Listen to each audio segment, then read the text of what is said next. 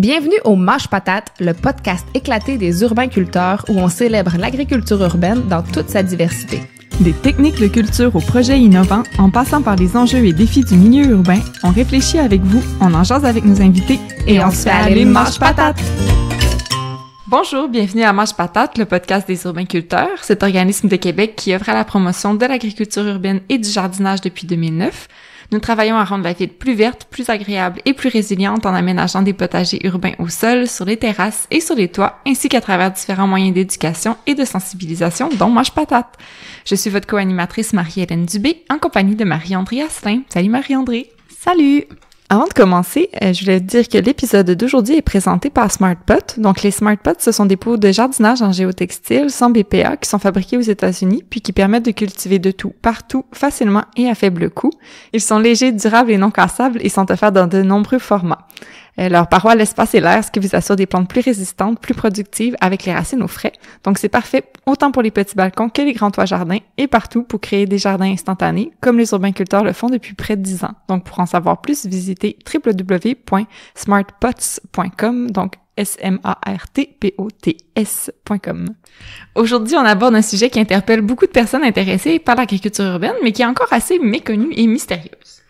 Oui, on part à la découverte des champignons, cette étrange forme de vie ni végétale ni animale, mais qui joue un rôle absolument crucial dans les écosystèmes et qui ajoute définitivement beaucoup de goût au risotto.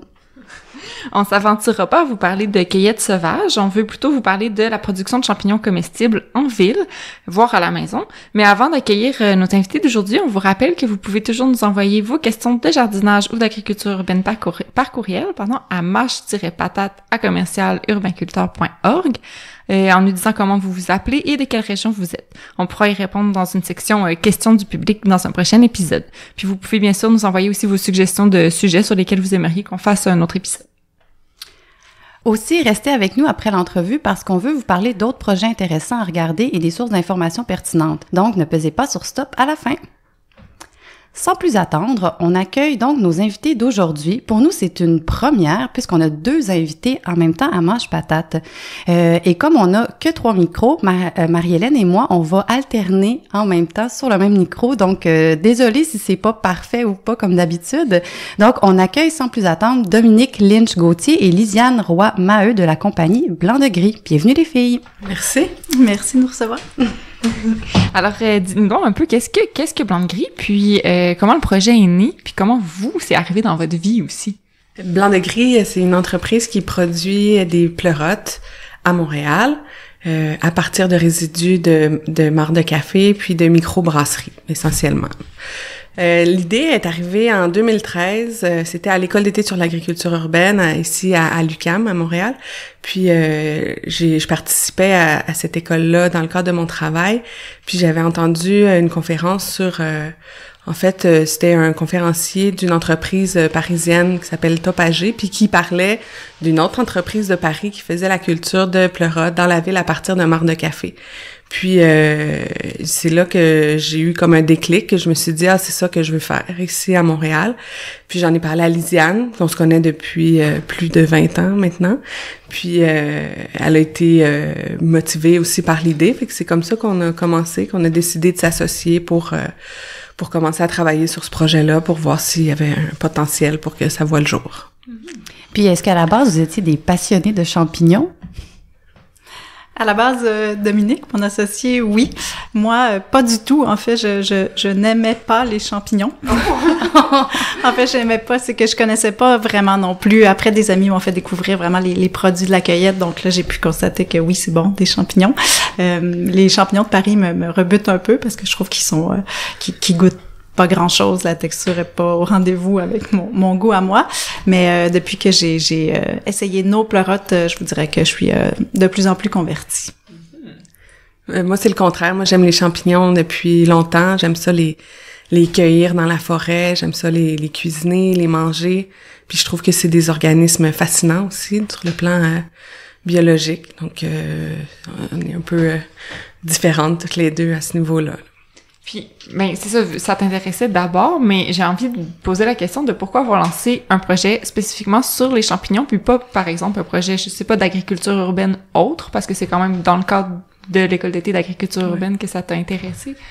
Ben, il y a le fait que j'aime beaucoup les champignons, mais c'est pas tout, là. C'est aussi l'idée que le champignon, il a la faculté de recycler la matière. C'est vraiment cette idée-là, puis je pense que c'est ça qui a interpellé Lisiane aussi à embarquer dans le projet. C'est vraiment l'idée d'économie circulaire, c'est que les champignons, à la base, on le voit encore aujourd'hui comme un point de départ qui permet de traiter des matières organiques qui sont générées localement, mais qui sont sous-utilisées, puis pour en les transformer en fait des déchets en produits utiles. Donc le champignon, il permet ça. Puis après, une fois que la culture des champignons est finie, ben la matière, elle peut être utilisée par des plantes aussi, là. Donc c'était vraiment l'idée, tu sais, au lieu d'exporter nos matières organiques pour être compostées un peu à l'extérieur de la ville, puis quand arrive le printemps puis on veut faire des potagers, importer du terreau pour faire les potagers, ben c'est que le champignon, lui, il peut permettre de faire ça in situ, là. C'est ça qui nous a vraiment intéressés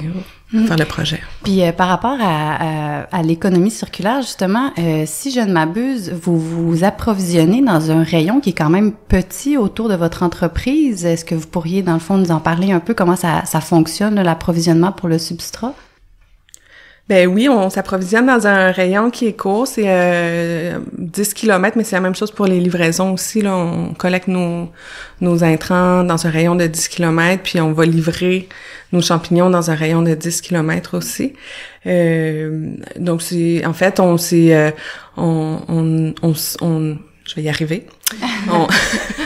On a choisi des cafés qui roulent beaucoup, déjà, pour que ça vaille la peine de faire la tournée des cafés, mais qui est sur notre route aussi, par exemple, entre chez moi et la champignonnière, ou entre chez Lisiane et la champignonnière, ou proche de la champignonnière. Donc, c'est comme ça qu'on a choisi nos fournisseurs de café puis de drèche. Puis pourquoi, ben ça me semble évident, mais quand même, pourquoi c'était important pour vous que ça soit dans un cadre d'économie circulaire, votre entreprise? C'était, parce que où est-ce qu'on est rendu, en fait? Où est-ce que le monde est rendu? Je pense que c'est ça, le concept d'économie circulaire, c'est vraiment on peut plus retirer des ressources à l'infini de la Terre. Donc, vraiment d'essayer d'utiliser qu'est-ce qui est présent autour de nous, qu'est-ce qu'on peut prendre. Puis nous, en ville, c'est ça, c'était vraiment des déchets, entre guillemets, comme le café, les drèches. En campagne, les drèches sont utilisées comme pour nourrir les animaux. Ils peuvent être utilisés sur les fermes, tout ça. En ville, le café, c'est fou la quantité de marc de café qui est jetée. Donc, ça peut être composté aussi, c'est bien, mais dû donner une seconde utilité, voire une tierce utilité aussi si on réutilise notre compost de champignons dans autre chose. C'est vraiment ça qui nous a allumés en ville. Puis est-ce que ça a été difficile de convaincre justement les cafés puis les brasseries? Vous êtes arrivé avec votre projet, est-ce qu'il y a eu une belle réception de la part des commerçants?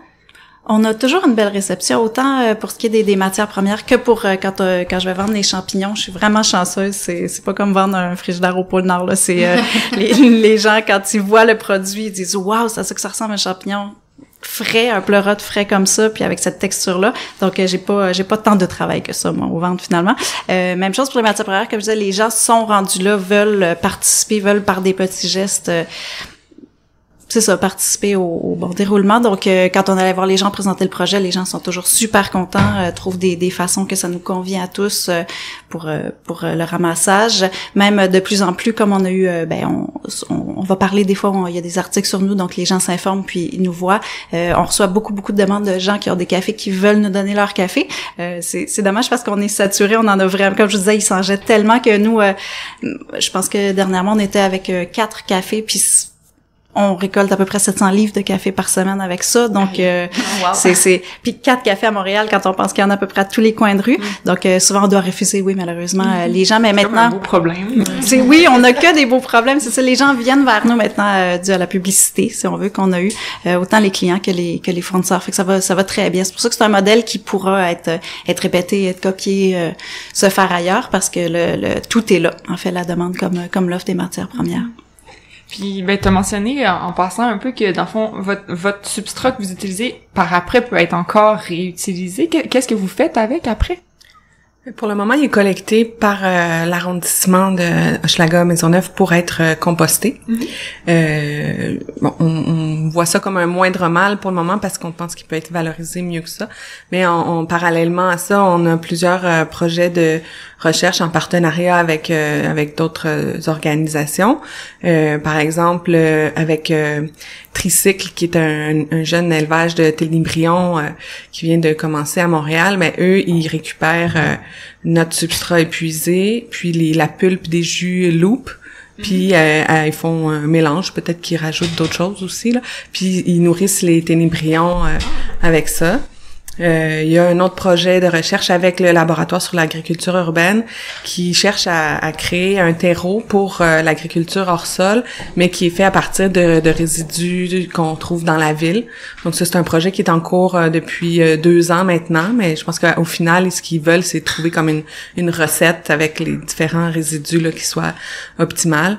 On travaille aussi avec une entreprise de bio-rémédiation, donc de décontamination des sols par des organismes vivants qui a un projet là de recherche qui fait des tests pour réhabiliter des sites miniers par exemple ou pour voir si ça peut servir à décomposer des hydrocarbures qui sont présents dans les sols.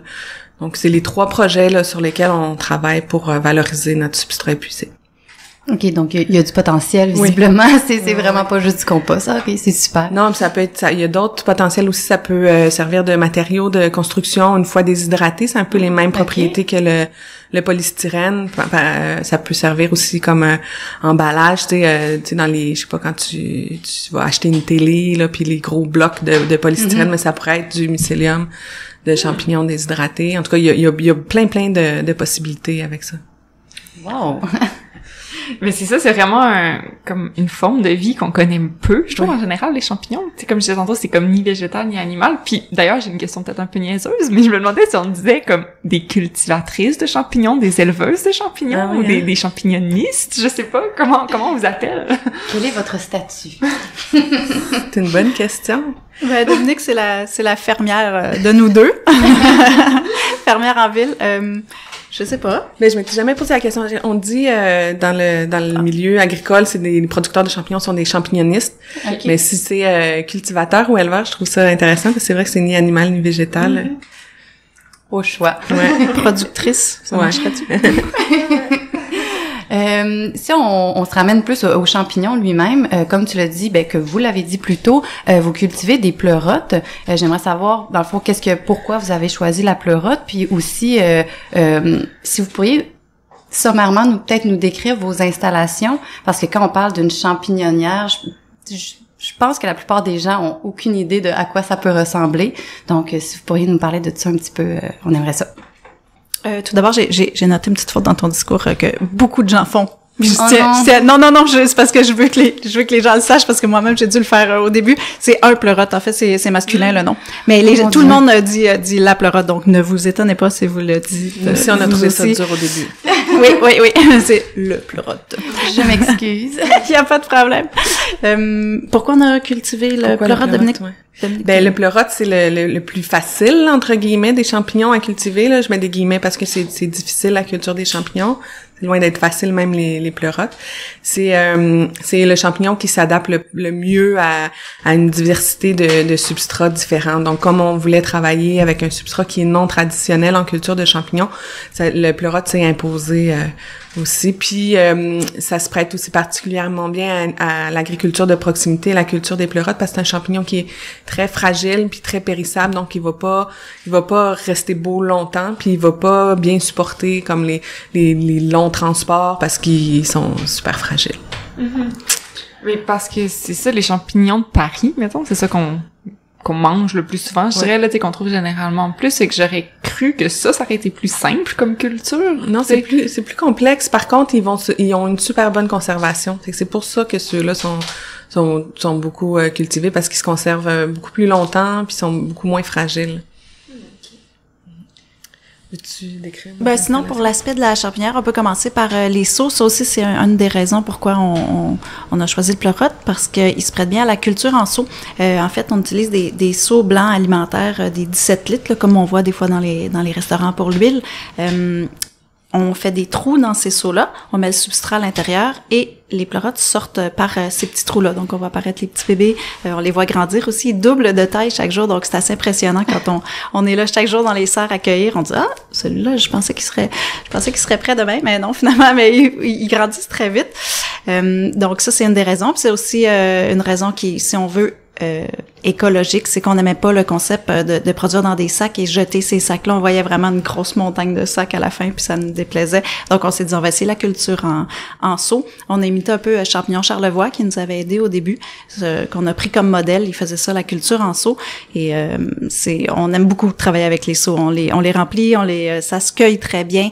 On peut aussi, après les vider, les mettre au compost, on peut les laver, les désinfecter facilement. Donc, c'est vraiment pour nous un outil de travail qu'on aime. Puis le pleurote se prête bien à ça, à la culture en seau. Donc, si vous voulez imaginer, dans le fond, on a un grand local de 4600 pieds carrés. C'est tout en béton. À l'intérieur de ce local-là, on a 6 serres de culture. Donc, les montants sont en bois, puis c'est du polythène, là, un plastique transparent qui les ferme. Dans ces serres-là, on a les seaux qui sont montés en colonne. Donc, on met le seau avec son couvercle. On peut en empiler 6 comme ça. Donc, dans nos serres, il y a beaucoup de rangées de colonnes de 6 seaux de hauteur. Puis, ça ressemble un peu à ça. Dans la serre, il y a un aquafog qui est un diffuseur d'humidité. Donc, lui, il y a une petite sonde. On essaie de garder ça là, à un pourcentage d'humidité assez élevé parce que rapidement les petits bébés qui arrivent vont sécher s'ils n'ont pas de l'eau en continu. Puis il y a aussi un bon échange d'air. Donc on a un système d'aération qui fonctionne 100% du temps pour amener de l'air frais au pleurote parce qu'il dégage aussi beaucoup de CO2 en poussant. Donc il faut changer cet air-là régulièrement. Il y a aussi dans notre local une salle de pasteurisation où est-ce qu'on va traiter le substrat. Dans le fond, quand on ramasse les drèches, le café, il peut y avoir des petites saletés, des petits débuts de moisissure dans tout ça. Donc, on va traiter ce substrat-là. On le traite en le pasteurisant, donc en le chauffant à une certaine température pour le nettoyer. Donc ça, on a notre pasteurisateur dans la salle de pasteurisation. On a une salle de lavage aussi pour pouvoir effectuer le lavage des seaux, des bacs, des bacs de transport, tout ça. On a un petit endroit plus loin qui est dédié à la cueillette. Donc, on va cueillir dans les serres, on ramène ça, on pèse, il y a notre balance. On a une chambre froide où est-ce qu'ils sont conservés les champignons. Les matières premières aussi, comme les drèches, quand ils arrivent, on les met directement au froid pour qu'ils se conservent. On a pas mal fait le tour. Vous parliez justement du substrat, puis il y a une question qui m'est venue à l'esprit. Est-ce qu'il a fallu que vous élaboriez comme une recette, genre proportion marc de café, drèche, ou c'est un petit peu comme ça vient? Non, c'est... J'imagine que c'est vraiment précis, en fait. Il y a beaucoup de travail derrière ça, puis même encore aujourd'hui, on la peaufine encore, là. C'est beaucoup de recherche et développement. Ça a été beaucoup de recherche et développement, puis ça l'est encore. Parce que c'est ça, parce que tu disais que c'était comme un substrat qui est non conventionnel. Oui. Fait que, mettons, ailleurs, ça serait quoi un substrat conventionnel pour la culture des champignons? C'est souvent, pour les pleurotes, c'est souvent soit de la paille fraîche, c'est de la matière fraîche pour les pleurotes. Les champignons de Paris, okay. C'est du compost. En fait, c'est un décomposeur secondaire. Le pleurote, c'est un décomposeur primaire, donc ça prend de la matière fraîche. Souvent, c'est de la paille. En milieu agricole, là, souvent, ça va être de la paille parce que c'est ça qui est retrouvé en abondance. Ou du bois, de la sciure de bois. Ça, c'est plus en milieu forestier. Par exemple, les gens qui vont faire pousser des champignons en milieu forestier vont utiliser de la sciure de bois. Ça va être supplémenté avec du son. Ça, c'est un peu le classique là de la recette de champignons. Puis, est-ce qu'on peut faire pousser, si on est assez bon, là, comme un peu n'importe quel type de champignon, comme une production, où il y a certains champignons qu'on peut pas, comme je sais que Marie-André, elle se questionnait sur les chanterelles, par exemple, est-ce que ça se fait de cultiver des chanterelles? Malheureusement, non. Ça pourrait, c'est un champignon, le chanterelle, c'est un champignon symbiotique. Contrairement au pleurote, qui est un champignon saprophyte ou décomposeur. Donc, le champignon symbiotique a besoin de vivre en symbiose avec une plante. souvent c'est des arbres. Fait que pour cultiver des chanterelles, il faut cultiver l'arbre avec lequel il vit en symbiose. Donc, tu sais, je pense que ça, en théorie, ça pourrait peut-être se faire. C'est-à-dire, tu vas planter l'arbre préféré de la chanterelle. Tu vas inoculer les racines de cet arbre-là avec le mycélium de la chanterelle. Puis là, t'attends jusqu'à temps qu'il y ait des bonnes conditions pour que les chanterelles poussent. C'est pas du tout tu peux pas avoir une production commerciale de chanterelles, par exemple. Tu peux aller les cueillir dans la forêt, mais pas quelque chose qui roule toute l'année comme, mettons, les pleurotes. Nous, il y a pas de saison creuse, là. Il y a pas de saison, en fait, c'est toute l'année. J'ai une dernière question sur vos installations, parce que quand je t'écoutais, je me demandais, est-ce que c'est un bâtiment comme que vous avez fait construire pour vos besoins, ou c'est quelque chose qui existait déjà, qui a été modifié, ou tu sais, ça avait de l'air complexe quand même, tout ce que vous avez de besoin? C'était un bâtiment qui était vide à la base. Déjà, ça a été difficile de trouver le bâtiment parce que quand on faisait des recherches, dès qu'on approchait des propriétaires avec le mot champignon, on avait la lèpre, on n'était pas bienvenus du tout. On a trouvé un bon propriétaire qui a bien compris. On était même allé visiter Champignon-Charlevoix avec eux pour voir et tout ça. Puis ils nous ont accepté peut-être qu'on était. Mais c'était assez simple. En fait, tout était en béton. Je veux dire, on a fait refaire le plancher en béton. Mais oui, ça a été beaucoup d'améliorations locatives, beaucoup d'installations qu'on a fait nous-mêmes sur place. Mais à la base, un local vide en béton pouvait convenir. Je sais qu'en campagne, il y en a qui partent aussi dans des granges. C'est sûr que tout environnement qui est propice aux champignons va l'être aussi pour les moisissures. Donc, puis il faut se méfier. C'est comme ton pire ennemi aussi, les moisissures, t'en veux pas. Fait que nous, en béton, ça se prêtait bien. Plus tôt dans l'entrevue, vous avez dit que vous distribuiez dans un rayon de 10 km. Est-ce que c'est des particuliers ou plus des restaurants? Comment ça fonctionne? En fait, nos clients, nous, c'est, je vous dirais, 98% des restaurateurs. Donc, on fournit que les restaurants. Il y a une forte demande, en fait, comme je vous expliquais, avec le beau produit qu'on a, ça part très, très vite. Puis, on a un seul client. En fait, des fois, l'été, on a des petits marchés qui redistribuent. Sinon, on travaille avec les Jardins Sauvages au marché Jean Talon, qui est un kiosque de champignons.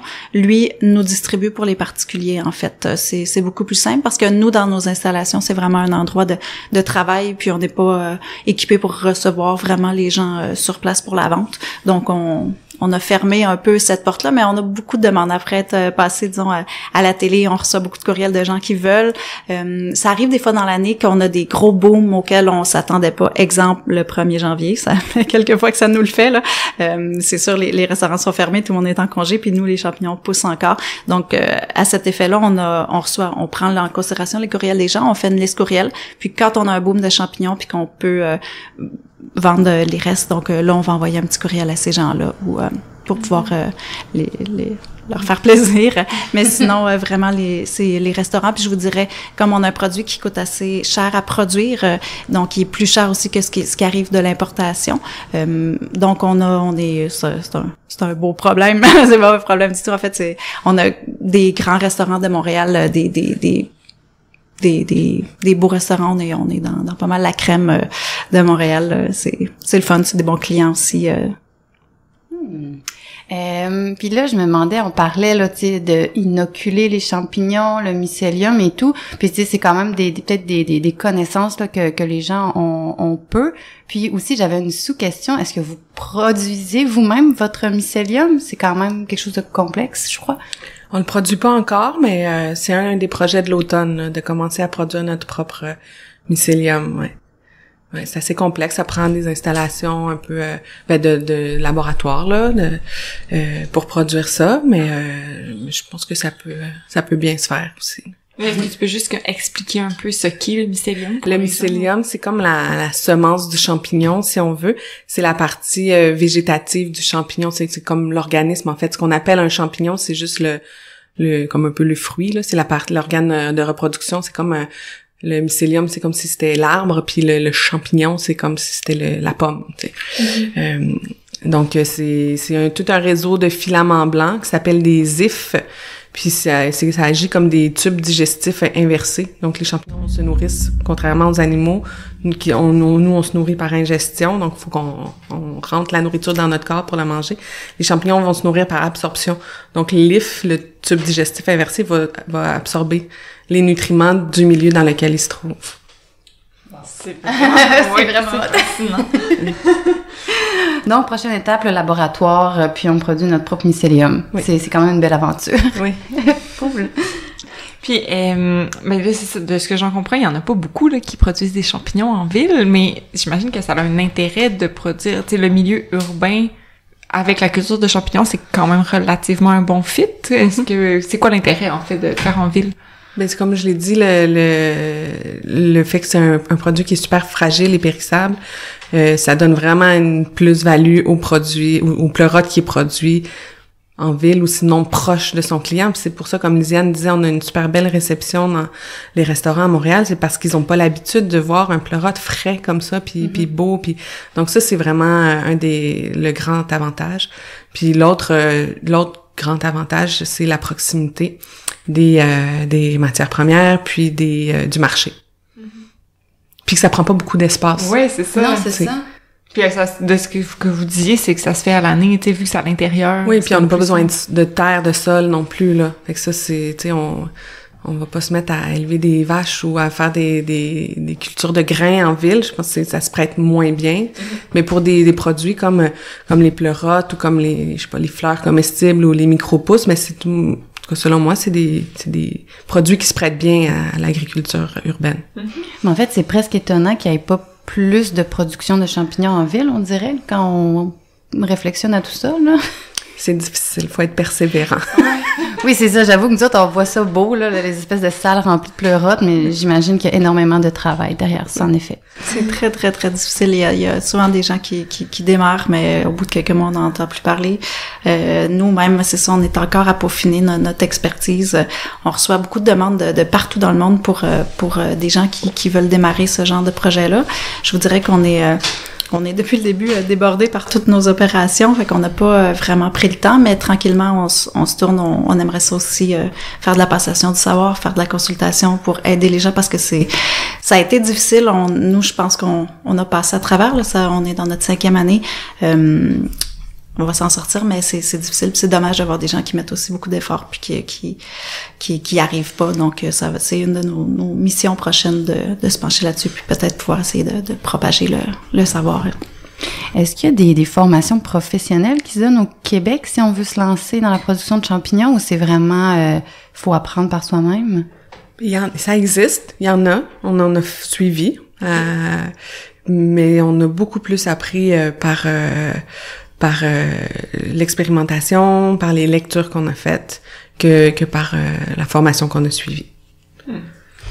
Est-ce que, là, vous avez déjà comme beaucoup de projets, là, de ce que j'en comprends, mais est-ce que c'est dans vos perspectives d'avenir d'essayer de cultiver d'autres variétés ou vous voulez continuer avec le pleurote?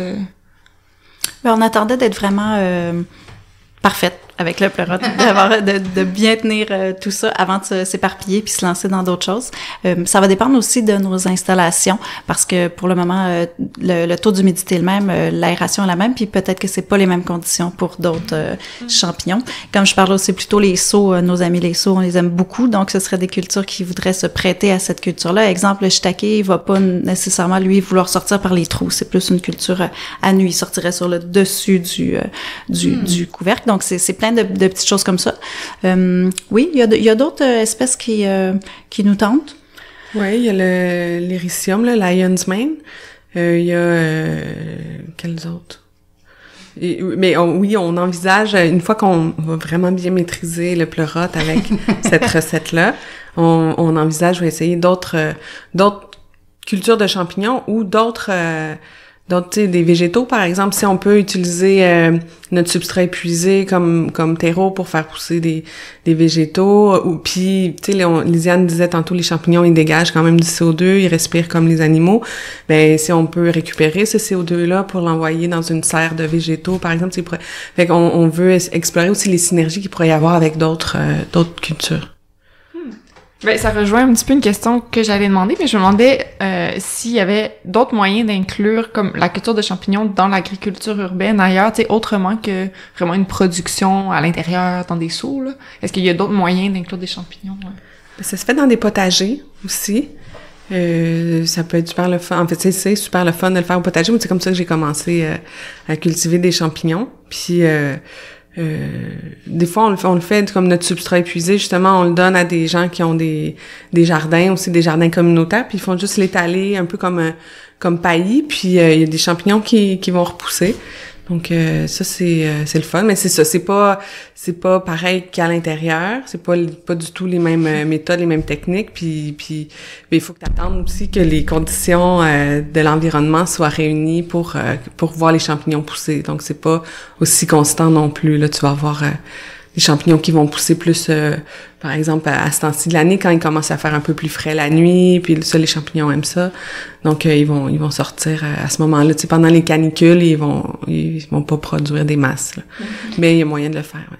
Parce qu'au final, quand on parle de substrat épuisé, le mycélium, il est pas nécessairement mort, c'est juste qu'il y a plus de ressources pour continuer à s'alimenter. C'est ça. Fait que si on met ça au jardin puis qu'il retrouve les ressources, C'est ça. et dans le fond, c'est une belle surprise s'il y a des champignons qui sortent. Oui, le mycélium, il est encore là, il est encore bien vivant, bien vigoureux, sûr qu'il est plus tout seul. Tu sais, nous, quand on l'utilise au début, il est stérile, ben pas stérile, mais il est tout seul. Nous, à la fin de notre cycle de production, ben il y a de la bactérie, il y a d'autres micro-organismes dedans. Donc, mais ça se prête bien à une culture au jardin. À l'intérieur, ça marche pas pantoute, mais dehors, ça peut fonctionner. Puis oui, on a juste à lui rajouter, à lui redonner à manger, soit de la paille ou du BRF ou du marc de café, ou puis il va continuer à produire, ouais. Puis, on sait que c'est pas votre spécialité, mais on se fait tellement souvent poser la question aux urbainculteurs que je vous la pose. Est-ce que c'est possible de cultiver à la maison des champignons, comme les particuliers? Qu'est-ce qu'ils peuvent faire? Je dirais que oui. Nous, c'est pas un créneau dans lequel on s'est lancé parce que on veut pas gérer la déception.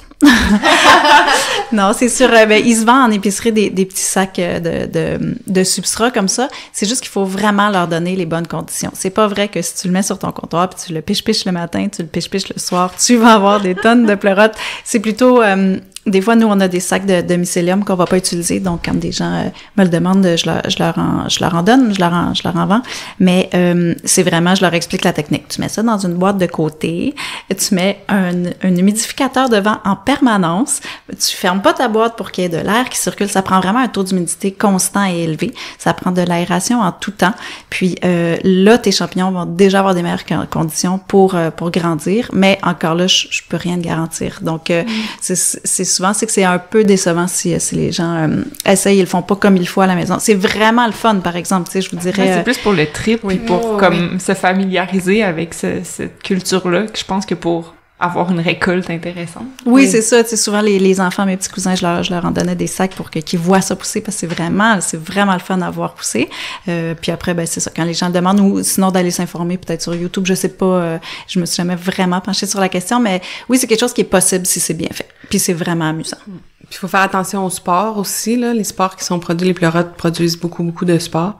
Fait que juste faire attention si on décide de faire ça à l'intérieur, de cueillir les champignons jeunes, parce qu'on n'a pas envie on n'a pas envie déjà de respirer, ça peut être irritant pour les voies respiratoires, puis il y a des gens qui peuvent développer des allergies, puis t'as pas envie que ça prenne dans ton mur ou dans la structure de ta maison, donc faut faire attention à ça. Mais sinon, à la maison, au jardin ou même dans un smart pot, ça marche bien, là. Moi, je mettais le mycélium au fond du smart pot avec des granules de bois, puis par-dessus, je mettais du terreau, puis des plantes potagères, puis les champignons sortaient à travers le géotextile du smart pot. Ça peut être une belle expérience à faire, en effet. Oui. Puis après, il faut juste le protéger du soleil, en fait. Une fois qu'il commence à sortir, peut-être juste mettre de la paille humide par-dessus, ou le mettre carrément à l'ombre, là.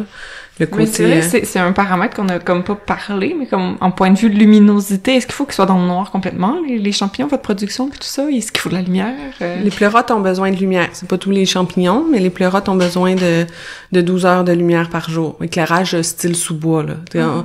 Dans la nature, les champignons, les pleurotes vont pousser, autour de l'équinoxe. Donc, c'est vraiment la même durée de jour et de nuit, puis ils poussent dans le sous-bois, donc c'est pas un éclairage comme pour les plantes. Là, c'est un éclairage suffisant pour lire, mettons. C'est suffisant pour les champignons aussi. Est-ce qu'il vous arrive de faire des visites Parce que en 2015, à l'École d'agriculture urbaine, j'avais fait la visite de vos installations, puis j'avais vraiment été impressionnée. Puis je me demandais si c'est quelque chose que vous avez répété ou que vous répétez, si jamais il y a des gens qui sont hyper curieux. On le fait déjà, justement, c'est ça, dans le cadre d'écoles, soit d'écoles d'été ou d'écoles... moi, je reçois souvent... je propose à mes clients de venir visiter pour vraiment que les chefs, toute leur brigade, puis même les serveurs en salle puissent venir voir comment ça se passe. Puis après, ils sont tellement contents. Puis là, le produit se vend vraiment bien aussi quand le serveur a vu comment ça poussait. Donc ça, on le faisait pour nos clients. On l'a fait quelquefois aussi pour des écoles. On a des enfants, donc on a invité quelquefois les classes. Je vous dirais qu'on s'était un peu brûlé. On l'avait fait au tout début pendant on avait fait un crowdfunding, puis ça faisait partie de la visite de ça. Et puis on en a tellement fait de dimanche après-midi, obligé de le faire, qu'on s'est comme brûlé, puis on s'est dit plus jamais. Puis après on a été débordés, on avait beaucoup de travail, donc c'était quelque chose qu'on faisait plus. Mais on pense à le ramener sur la table là, dans le concept d'agro-tourisme. Puis on le sait qu'il y a une demande, on le sait que les gens aiment ça, puis les gens sortent tellement contents aussi d'avoir vu. C'est vraiment impressionnant. Donc, le jour où est-ce qu'on va se faire un site web, on va peut-être proposer cette offre-là aussi. Oui. On travaille là-dessus, en fait. On réfléchit, à développer une offre pour les visites. Un volet peut-être plus pour les écoles, puis un volet peut-être plus corporatif pour des entreprises pour une activité. Est-ce que c'est complexe pour vous d'avoir les visites au sens où, genre, la propreté, bref, oui, c'est un peu à ça que je pensais. C'est complexe? Oui, l'hygiène, c'est un souci de chaque instant, là. C'est sûr, quand on reçoit des visiteurs, on fait pas tout visiter non plus. Il y a des zones où ils sont pas invités à venir. Est-ce que t'avais encore une question? En fait, c'est que dans la même ordre d'idée, je me suis dit que probablement que vous aviez beaucoup de demandes pour, mettons, monter des conférences, des formations, parce que c'est quand même un milieu qui a un aura de mystère, mais qui intéresse beaucoup les gens. Puis je me demandais à quel point vous voulez développer ce volet-là, tout simplement. Ben oui, ça nous intéresse aussi de développer ça. On le fait un petit peu. Mais quelque chose de plus élaboré, plus structuré, oui, c'est quelque chose qui nous intéresse, oui. Parce que vous développez quand même une expertise qui est quand même presque unique au Québec, fait que ce serait le fun d'en faire profiter à d'autres. On s'en rend pas compte, on se sent pas experte, mais c'est vrai qu'on a beaucoup de demandes pour ça, puis on se rend compte que oui, il y a quelque chose on a des choses à partager. Oui. Ouais. On dirait aussi qu'après 5 ans, on a tellement tout fait, on a tellement travaillé fort, travaillé beaucoup par nous-mêmes.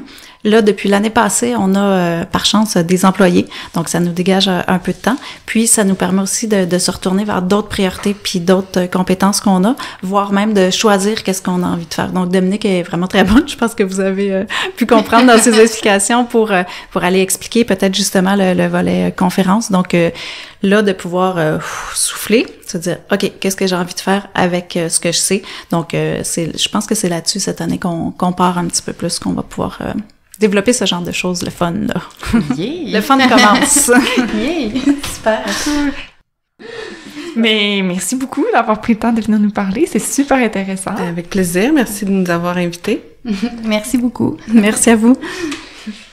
C'est tellement un produit qui se retrouve souvent dans nos paniers d'épicerie, les champignons, mais on pense vraiment rarement à comment ça pousse. Je trouve que c'est vraiment une culture qui aurait un beau potentiel à être exploitée plus près des consommateurs. Oui, puis d'ailleurs, là, je suis comme vraiment curieuse d'en savoir plus sur la production des champignons de Paris. Là, ça a été abordé un petit peu, mais justement, c'est ceux qu'on achète généralement. Puis je sais qu'au Québec, en tout cas, de ce que j'ai lu, là, la majorité de ce qui se retrouve en supermarché, ça provient soit de l'Ontario ou de la Chine, donc pas très local, mettons. Je sais pas, par contre, si c'est cultivé en milieu urbain ou pas, mais il y aurait clairement une belle opportunité à exploiter. Mais je me rappelle là, d'avoir lu à propos d'une compagnie là, qui est installée à Verchères, puis qui a pour objectif éventuellement de répondre à 50% de la demande québécoise de champignons de Paris, donc ça sera à suivre. Alors, on revient un petit peu sur les champignons, puis aussi, je voulais juste mentionner que l'épisode a été enregistré en septembre, là, donc on est beaucoup plus tôt présentement au moment où je parle qu'au moment où vous nous écoutez, donc c'est pour ça que vous avez entendu probablement là dans l'épisode de Dominique parler de leur projet de l'automne et tout ça, mais donc c'est probablement dans le passé pour vous, vous pourrez aller voir là, ce qu'il y en est maintenant. Puis on voulait parler, c'est ça, d'autres entreprises québécoises qui se spécialisent dans la culture de champignons, mais entre autres dans la production de trousses de culture culture pour la maison, comme on a abordé brièvement dans l'épisode. Donc, on vous invite à chercher sur le web les compagnies suivantes. Il y a Violon et Champignons d'abord qui offrent différents champignons cultivés et sauvages, vraiment à la vente directement, mais ils vendent aussi du mycélium de plusieurs variétés de champignons et ils offrent aussi différentes formations et activités autour de la mycologie. Ensuite, il y a Champignons Maison qui offre des trousses de culture sur marque de café récupérée pour cultiver chez vous différentes sortes de pleurotes, des shiitake, puis du reishi aussi qui est un champignon médicinal. Puis je crois qu'il offre des ateliers de temps à autre également. Et finalement, il y a le Blanchignon, qui est une coop du Saguenay qui produit des trousses de culture de pleurotes blancs. Et d'ailleurs, vous pouvez trouver leurs trousses de culture sur la boutique en ligne des Urbainculteurs si ça vous tente d'expérimenter.